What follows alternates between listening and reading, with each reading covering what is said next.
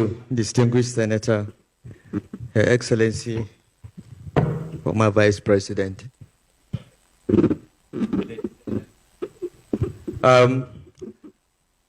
If you look at the program, you'll see that I'm not supposed to be on this panel. I was compulsorily drafted, and I want to say up front that I am the least qualified person on the panel to speak about political parties because my experience in politics is limited, and my experience in forming or managing political parties is even more limited. I've been actively involved in only 2 political parties, all in the 21st century, unlike the former vice president who has been in this since the 20th century.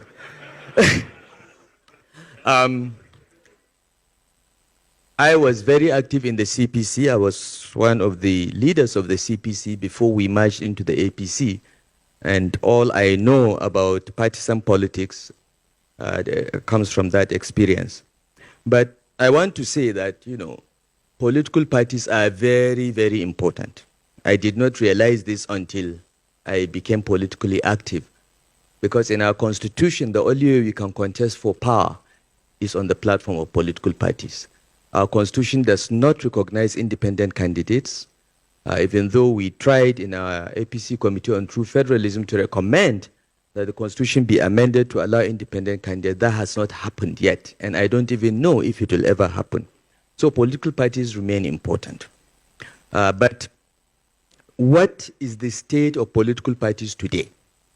I will give my own views of what I have seen in the last 2 years. The PDP, which is one of the largest and perhaps the oldest political party in this republic, is clearly targeted for destruction. It's a matter of time. There are internal mercenaries in the PDP that have been hired, paid, or otherwise motivated to destroy the party. So the party is on its way to the grave. Okay? And it's most unfortunate because His Excellency, the former Vice President, was explaining how politicians came together, essentially, put aside their differences to drive away the military. Most of these politicians ended up in the PDP. So the PDP actually represented the best of our politicians that fought for restoration of democracy. Forget those that make the most noise, but ran away from the country. Those that went to prison, those that were detained, all ended up in the PDP. Those were the real politicians that faced the military. But today, none of the founding fathers of the PDP can recognize it. Labour Party, again, targeted for destruction. And it's almost certain, the last time I had a conversation with Peter Obi himself, he admitted to me that he doesn't know what is happening in the party that he contested for president. So there seems to be a project to destroy all the opposition political parties. And the only option for the opposition, in my view, is to put aside their differences and come together and create a broad platform that will do the driving of the military again, because we are there almost. So, Your Excellency, we need your experience and skills. Now, I'm a founding member of the APC. If you go to INEC and ask for the form that got APC registered, I'm one of the 34 people that signed for it, and I was a founding member of the National Working Committee of the APC. But frankly, I no longer recognize the party. The party, no party organ of the APC has met for the past 2 years. No caucus, no NEC, nothing. I don't even know if it is a one-man show. It's a zero-man show. Okay? So, though I'm a founding member of the APC has left me behind.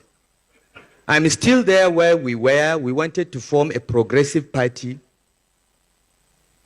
that will fight corruption, revamp the economy, and restore security to Nigerians. That was the objective of forming our party. And we all came from that party. After forming the party, we went out of our way to recruit others that we feel could add value to the party. We went to the residence of His Excellency Vice President Atiku Abubakar, invited him to join the party. We are not afraid of inviting heavyweights who are potential presidential aspirants, even though many of us were Buhari supporters. But we were not scared. We wanted a broad-based coalition that will address the problems of Nigeria, and we were successful in it. But why the APC today? I don't recognize it, as I said. It has left me behind. I still believe that the purpose of political contestation in Nigeria still remains revamping the economy, restoring security, and fighting corruption. The problems are still there. However, I no longer believe that my party believes in confronting those problems. So the distance between me and the APC is widening. It has left me, it's driving at very high speed away from where I am, but I remain where I am because these problems remain the living problems of Nigeria, and they have to be addressed. And the only way to address them is through the instrumentality of political party. So what happened to our parties? Why did our parties all end up where they are? When we started the APC, we were very hopeful that it will be member-financed party. We registered 15 million members. 15 million. If every member of the APC just gave the party 100 naira, that's 1.5 billion. Just 100 naira a month, which I believe almost everyone can afford. That's 1.5 billion. It's enough to run the party. We had aspirations of that nature. We had dreams of a real, ideologically driven, progressive political party. But today it is something else. If you look at the life cycle of the PDP, it was similar. They all end up becoming a one-man show. No collegiate leadership, no democratic leadership, no internal democracy. And the parties always get pocketed by those elected on the platform of the party. So if you look at what Professor Olukoshi outlined as the key issues to look out for in a party, ideology. What is the ideology of the APC? I don't know. We said we are progressive. But we are not progressive anymore. Okay? What about a societal project? What is our big societal project? I've mentioned the three. But now, if you ask people that were elected on the platform of the APC, they will say, I wanted to be governor. I wanted to be president. I wanted to. No, nobody talks about a national project, societal project anymore. It's about me. Me, myself, and I. What about manifesto? When was the last time you saw the manifesto of a political party in Nigeria? The last one I remember was the one we drafted in 2007 for the PDP. Okay? Since then, the PDP has never produced any manifesto. We did one at the formation of the APC, a very detailed one in 2015. But since then, nothing. The other parties, I don't even know. I haven't seen anything resembling a manifesto. What about membership? Members want to take from the party rather than contribute to the party. So we are in a serious crisis because these political parties are the vehicles through which leadership will emerge. Yet, they exist only on paper or in our imagination. And we must work. And this is a challenge for those in opposition. I'm not yet in opposition, by the way. I'm still in the APC. But this is a challenge to those in opposition. You must come together and form a party that, in my view, should closely resemble the NPN of the Second Republic. That's one political party that was an effective machine. The leadership was collegiate. The party imposed its will on those elected. It is unfortunate that it was terminated in 1983. Maybe by now we would have had a real political culture around collegiate, ideologically driven, and broad-based political parties. So this is the challenge for the opposition. I think I will stop here with my limited knowledge and experience in party formation and management. Thank you. Thank you very much, Your Excellency. I think you did well. And since you're not yet in opposition, we will wait until when you are there, because you have to be one of the crafters of the next step. Thank you very much. You know, loyalty to your party comes after loyalty to God and to your country, I think. So, in my view, you know, there is absolutely nothing wrong with a party member wanting his party to win every seat. But I think the problem that we have is that people want to win by hook or by crook. When I was governor of Kaduna State and we had to conduct local government elections, I went to great lengths to ensure that the elections were free and fair. We even went to China and got electronic voting equipment, because I believed that it was important that we knew how well we were doing after being in office for 2-3 years. And the best way to test how well we were doing was to have credible local government elections. But believe me, I was just the majority of one, because I was the governor.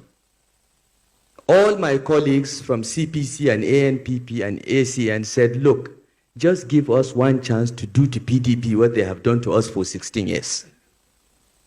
Let us write the result and win everything as well. And I said, no, not on my watch. We lost some local governments, chairmanships, we lost some councillors, but on the whole, we won in more than 3/4 of the state, which I think was okay.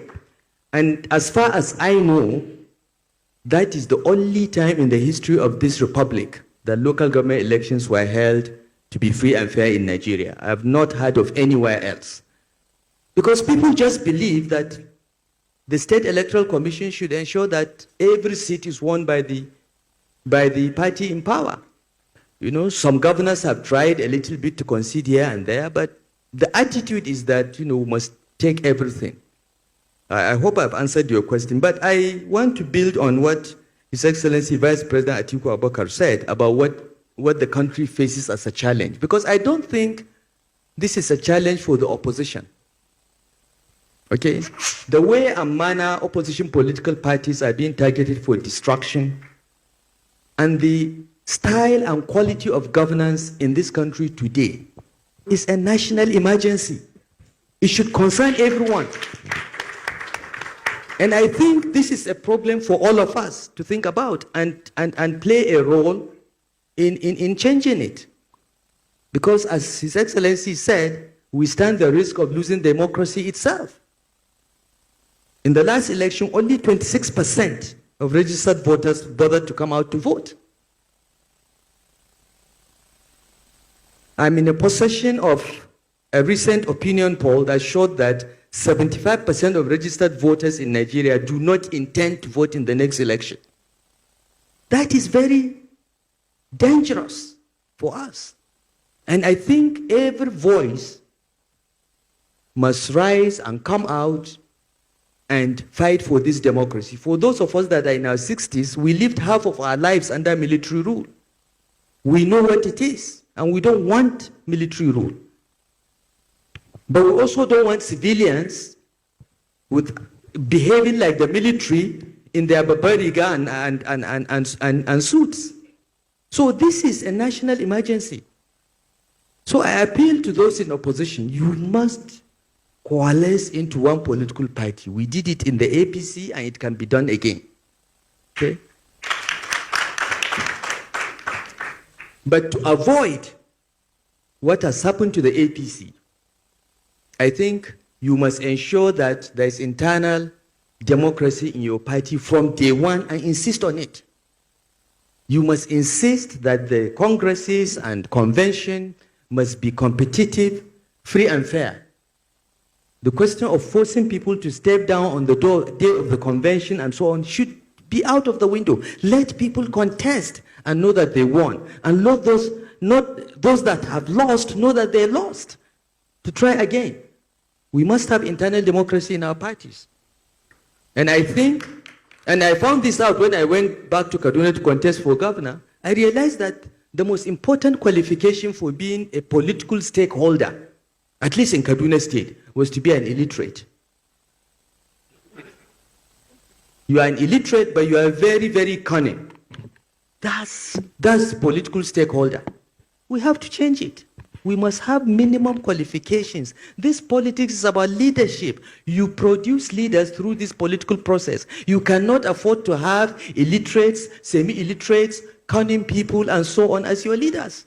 You will end up with what we have. So the parties must have a standard. The Constitution may say, okay, the Constitution may say that if you have a secondary school certificate or you've attended secondary school, you can be president. Yeah. That's a minimum. But it doesn't mean that the parties cannot have a standard higher than that for the leadership of the parties. Because the leadership, it is the leadership of the parties that vote in congresses and conventions to produce the candidates. So when you have low quality party leaders, they are the delegates, you have low quality candidates. And you end up with a beauty contest consisting of only very ugly women. Okay? Because elections, in my view, are very similar to a beauty contest. You can only vote for the person that is on the ballot. You cannot vote for the best person. You can only vote for a person if he's on the ballot. And it is these so-called delegates, the party leaders, that vote to produce that candidate. So, if they are of low quality, do not expect them to produce a candidate of any better quality. This is a major problem in political parties. Thirdly, I think every party member should pay to be a member of the party. Yeah. That way he will have a say. It doesn't have to be a lot of money. As I gave the example of APC. We propose 100 naira a month. And we don't want you to pay 1,200 for 1 year and forget about it because you can afford it. No, we want you to every month to remember that you have a party and you're sending to your party 100 naira. It's a commitment. It's not the money. It is the commitment. I'm committed to this party that I'm sending 100 naira a month to it. For the APC, that would have been 18 billion naira a month per annum from the membership alone. Now, if the party has 18 billion naira from its members, how can any money bag buy up the party? It's also a way of protecting the party from godfathers, from money bags. And I think that should be embedded in any future party from day one. And finally, you must have competitive primaries. Allow everyone who wants to contest, who's ready to buy the form, to contest. Don't tell people to step down. What are you afraid of? Competition is the only way to bring out the best and the brightest. And God knows this country needs it right now. Thank you. Thank you very much. I don't know. Maybe I should form a party and get that 50 million. God knows I need it. It's the best way to round up. But seriously, ladies and gentlemen, our country is at a crossroads. And it is time for all those that care about Nigeria, young and old. Those of us that are old are concerned about what we are leaving behind. Okay? And we have children and grandchildren. And the only reason why some of us are still doing this is because of that. But it is not something only leaders can do. We must have, as Professor Olukoshi said, we must have a political community. People must be worried about what is happening in Nigeria and not just concerned about getting 5,000 naira to vote on election day. Because you'll suffer for 4 years or 8. I think the earlier we all come to terms with that and put God, our country, and first before ourselves, we can just keep talking to ourselves. Thank you very much. Good afternoon, my people. Welcome to Local Matter. Another breaking news don't dey like this. So elrufai, wey be say na him be the author of APC. Now that elrufai come dey talk bad thing about APC. Him come dey criticize APC. Him come dey talk say APC no be better party where person go join. No, now wetin him be dey talk about APC be that. He even talk say APC dey pay some individual for the other party, make them destroy the party so that they go fit win election for 2027. Now wetin him be talk. Wetin I dey see about this matter be say now because Tinubu no give this man ministerial appointment for APC. Now why him dey talk about APC? Now why him dey talk bad thing about APC? As this matter the matter shook, so Reuben abati for Arise TV come dey talk say elrufai no be better person. Say elrufai is not working for the betterment of this country. Say elrufai dey work for his own personal interest. Now wetin him be talk? Mona watch this video to the end. Mona hear wetin Reuben abati talk for the end of this video. And if today be the first time where they come across this channel, don't forget to like, share and subscribe so that whenever we drop another ogbonge video, now you go be the first person where go see am. Thank you. How is it that in a country of well-educated, brilliant, well-exposed people, it's touts and crooks that get to positions of authority, either from the military extraction or from the civilian extraction? So in that regard, he's right. But he's also being hypocritical. It's hypocrisy is a major issue here. He's saying, the APC, he no longer believes in the APC, but he's not going to leave the APC. He has benefited from the PDP. He has benefited from the APC. And he says, I'm not leaving the APC. He's talking about leadership recruitment. What kind of arrogance? And, I don't understand this kind of hypocrisy. Talking from both sides of the mouth. When it suits you, you talk from this side. When it doesn't suit you, you talk from that other side. Now, he says he's not going to leave the APC, but there are members of the Social Democratic Party who have said that he recently had a meeting with them. Why is